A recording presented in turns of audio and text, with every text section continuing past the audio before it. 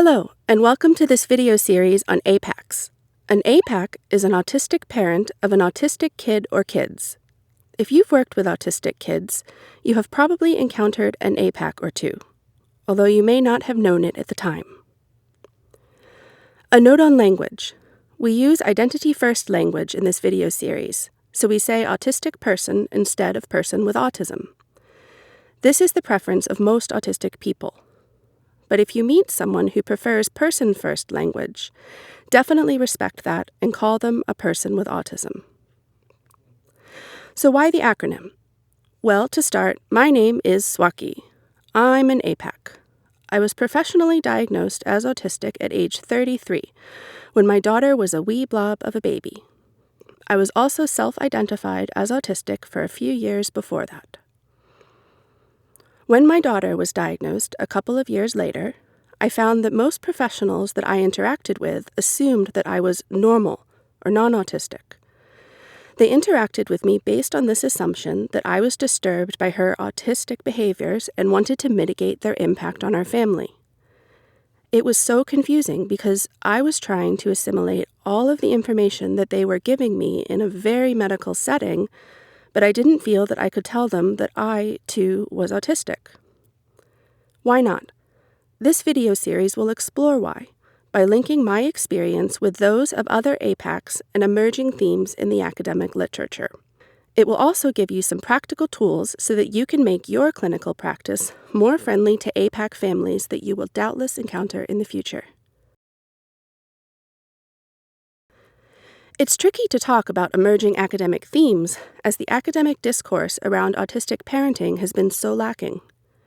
However, there are a few broad themes that we can observe, which will hopefully lead to robust conversations about further developing this discourse.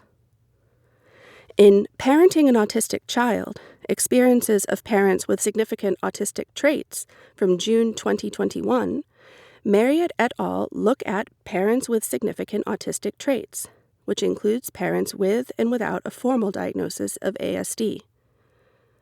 From their series of phenomenological interviews, they find that there can be a beneficial match of autistic symptoms, leading to greater understanding and connection between the autistic parent and autistic child.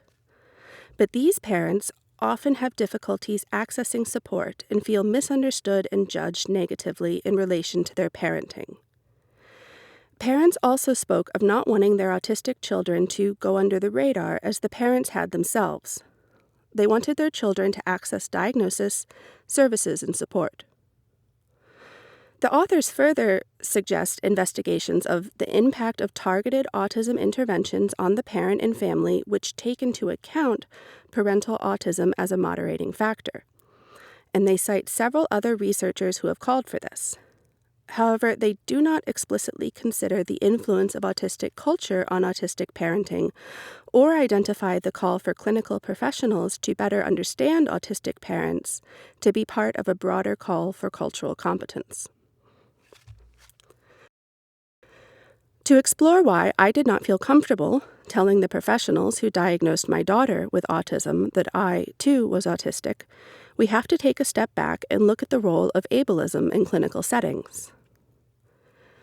When my daughter was being assessed, the doctor asked if I had ever had a conversation with her. I did a mental inventory of our various interactions. Yes, these were definitely conversational as far as I was concerned, and so must be conversations. Yes, I responded.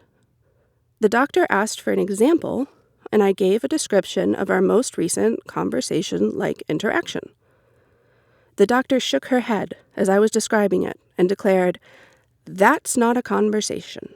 A conversation is," followed by the most neurotypical definition of a conversation that I'd ever heard, one that sounded like it could have come out of a book entitled Social Skills for Your Broken Autistic Child.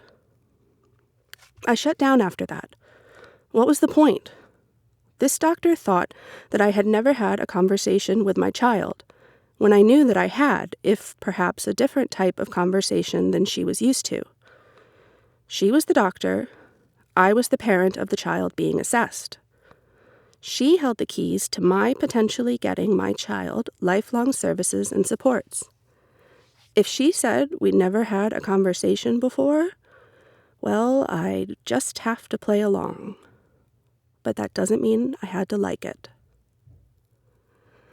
This encounter, I now understand, is an example of pervasive clinical ableism. That ableism is a key reason I never told anyone that I was autistic during the diagnostic process, although I did drop many hints. What is ableism? There are many definitions, but I like to use this one from Access Living. Ableism is the discrimination of and social prejudice against people with disabilities based on the belief that typical abilities are superior. Now, a key word there is the word disability. You may look at that word and think of someone with a physical disability, like a wheelchair user. And you wouldn't be wrong. There are many autistic people who use mobility aids like wheelchairs. However, there are also many autistic people who do not. So, what about autism as a disability?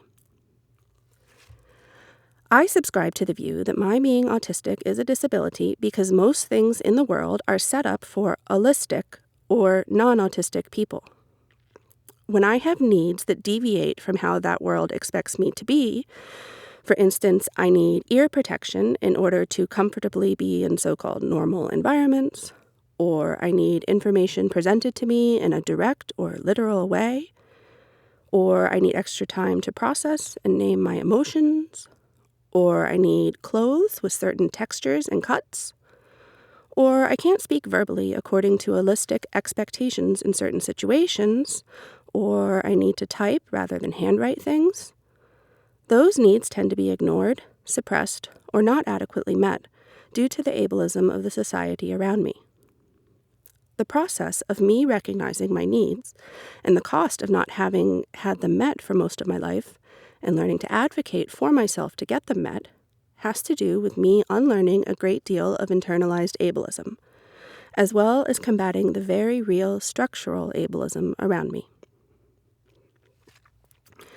When I view the things that were traumatic and alienating about being a parent whose child was being assessed for autism through this lens of ableism, many things that on their own would appear simply odd or discomforting come into focus as part of a clear pattern of anti-autistic ableism.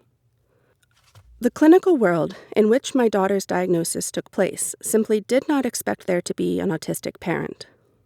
But while not all autistic people will have children, plenty of us do. And because autism appears to have a large genetic component, we will often have autistic kids. Given these facts, APACs shouldn't be treated as outliers or some sort of exception to an allistic norm. We should be central to the process by which the ideal diagnosis encounter is conceived, designed, and carried out. Yet that wasn't how it went, not by a long shot. In contrast, when my daughter's nursery school teachers called me for a parent conference when she had just turned 2, they started whispering about red flags, but they wouldn't say for what. So with autistic bluntness, I asked them to spell it out, but they still wouldn't. So I said, "You mean red flags for autism, right?" And the nursery school staff gasped. I guess they hadn't expected me to just come out and say it. So I said, "It's okay. I was diagnosed with autism as an adult, so it clearly runs in the family. I'll call her pediatrician and see if we can get her evaluated. Thanks for the heads up." I think their chins dropped down to the floor by that point. That was not the reaction they were expecting. Now, I don't really like that phrase, red flags, but it certainly was a clear tool for communicating, and I like clear tools. I called my daughter's pediatrician, who listened and got us scheduled for an evaluation rather quickly.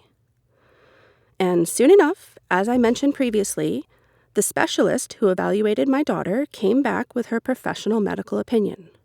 Yes, my daughter met the criteria for a medical diagnosis of ASD. She said she was sure that it was a lot. She asked if I had questions. And I did, a lot. But I didn't really ask those questions.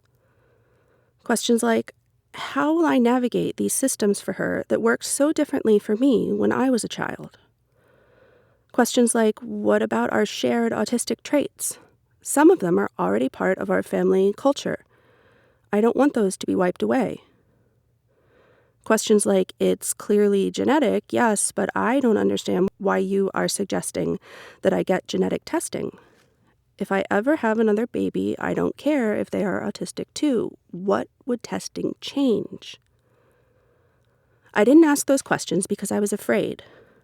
I was afraid that my abilities as a parent would be questioned if I identified myself as autistic. So I kept silent. I didn't try to explain our family culture or our shared autistic traits. I listened to the pediatrician strongly push ABA, applied behavior analysis, even though I knew I would never choose ABA for my daughter. In short, I hid. And later, when I got the papers that explained exactly how my daughter was and wasn't autistic in medical terms, I felt angry and lost. This was the world I had to navigate now? So, what are some solutions to improve outcomes for families like mine? Here are some tips and tricks and ideas that will make your clinical practice more inclusive to all, including APAC families.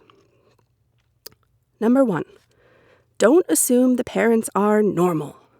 I know, normal is a loaded word, but that is how it felt when my daughter was being assessed. She was the one who had shown signs of deviating from an expected developmental norm, and I, her parent, was the one who had thankfully shown that I was on track by bringing her in to be assessed. If this sounds offensive, that's because it is. Non-disabled parents are not the default parent. Parents come in all varieties, including disabled, which includes autistic. Number 2, autism obviously has a large genetic component, but don't assume that an APAC whom you encounter is interested in genetic testing. A few of us may be, but many of us aren't. Nor are we there to justify our decision to have children to you or any clinical professional. All people have an inherent right to decide whether and when to have kids, and in the case of APACs, well, we decided to have them. If they are our biological children, they very well may have inherited our autism. That's a feature, not a bug. Number 3, there may be APACs who are undiagnosed or unacknowledged autistics. A child being diagnosed with autism is often a major event that catalyzes a parent to say, wait, but I'm like that too, and go on to self-identify as autistic and or get professionally diagnosed. This wasn't my experience personally, but it's incredibly common. Number 4, by the same token, be aware that there is often multi-generational trauma in autistic families related to the autistic traits that show up in diverse ways across generations. I had a brother who was also autistic, who sadly passed away in large part due to inadequate supports and a lack of acceptance. When I had a child, I knew I was determined to do things differently, but that doesn't mean it wasn't scary at times. At the same time, I dealt with enough of it by the time my daughter was being assessed to know that those anxieties were about me and my own trauma in an inaccessible, frequently cruel world, not her as a tiny human. Number 5, don't assume that APAC parents are all high-functioning or that we don't struggle. Better yet, don't take it upon yourself to decide the up or downness of our functioning at all. We struggle like all parents. We have joys like all parents. We need support like all parents. That's it. Thanks so much for listening and watching this video. I hope it was helpful and informative and will inspire you to push for changes to clinical practice, research, and public awareness that is informed and led by autistic experiences and realities.